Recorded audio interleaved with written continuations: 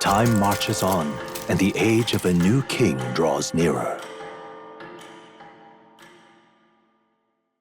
The day starts, and it's time to see the conclusion of the Martira's people's vote, and it was closer than we could have expected, but Gasserus won, and thus he will rule. Barden is shocked, believing that he bribed people, or he rigged it, calling him a coward.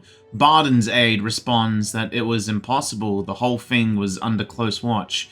There was nothing suspicious. He can't believe it, thinking they must have missed something. Believing his lackeys were behind it, I tell them to just relax. As he's scaring the people, his aide asks if he doubts him even now, as Gasserus calls it pitiful to watch. But he must accept it, believing ordinary men that have delusions of heroism aren't fit to rule. He says that everyone supported him, it's why he did it. It's why he poured his blood, sweat, and tears.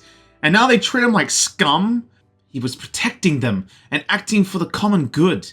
They wanted him to protect them. He fell short, and it only whispers, asking who cares about this town. Leaving, stating that Gasserix protects the town now. With him gone, Gasserix starts to explain how he's going to handle security, until we get told a giant sandworm is coming. Everyone starts panicking, as the guards want to find Barden, as he was told to direct all reports to him.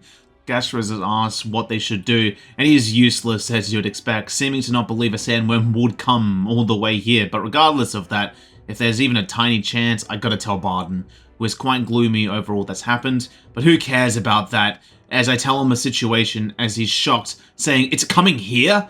He bets it's a human too. The defenses aren't going to do much against that, knowing he can't do much, not being governor anymore. I don't give a shit about something like that. The children are at risk. Barden agrees to that, but first things first, he will have the guards declare it as a false alarm, and then we'll work together to take it down, as he knows he doesn't stand a chance against it, and asks for my aid. I agree to that, as our bond gets closer. We will need to take that human down soon, but for now, we turn in for the night. As I join Heisme with talking with his people, Tadari once again apologizes for the grief they've given Heisme. He replies nothing for him to worry about. He thanks him for helping him come to grips with him leaving. Actually, he calls out to the people, knowing they listen, but he doesn't blame them for taking his son's urn. He simply wants to speak to them, so that they can change the future of this village.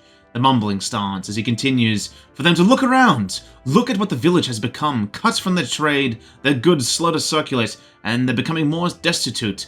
Oh well, you say, we're you chiefs, nothing we can do, enduring hardships without trying, that is pure sloth. We elders think we have the future, has no meaning to us, but what about our children? Should we force our children to bear its dreadful legacy, to be doomed to the same neglect? A girl appears angry, telling Heisme that how isolated we are, we survive with what we have, and the children are happy enough. Heisme replies that their only birthright is a cage. One they have no choice but to live and die here, asking if she can deny that. That shocks her as he continues that they chose not where they're born and now have no choice in their future, since the elders would like to keep it that way. She replies that what would he know, calling him an outsider? Tadari responds that he is no outsider. Tadari doesn't know when, but they stopped chasing hope.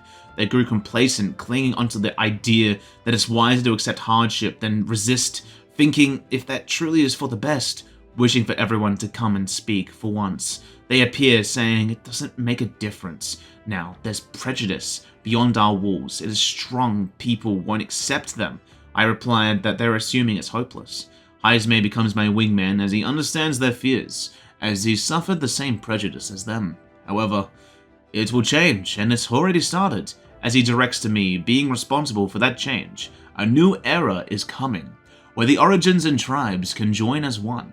He continues, instilling a form of hope into them, even if, yes, there will be a long struggle, and they will waver, and even suffer, but in the future, their children will be able to decide their future. With his rousing and honestly inspiring speech, they leave and Tadari thanks him, believing he got through to them, as I hope for him nothing but the best. He replies that he won't let us down, and hopes that one day it'll be a home to be proud of. In return, they will prepare a resting place for Heisme's son. Heisme appreciates it, but it's no longer needed, as he thought of a way of seeing his son off. The voyage has been enough time for him to face his death. A tiny voice, young words in old air. Skyward it tilts. Clouds parted in passing, and soon, breath becomes zephyr, and sweet wind alights upon well-trodden earth.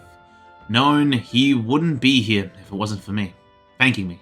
For that, our bond becomes ever so closer, and I obtain the heroic archetype of ninja, and we get going for the time being.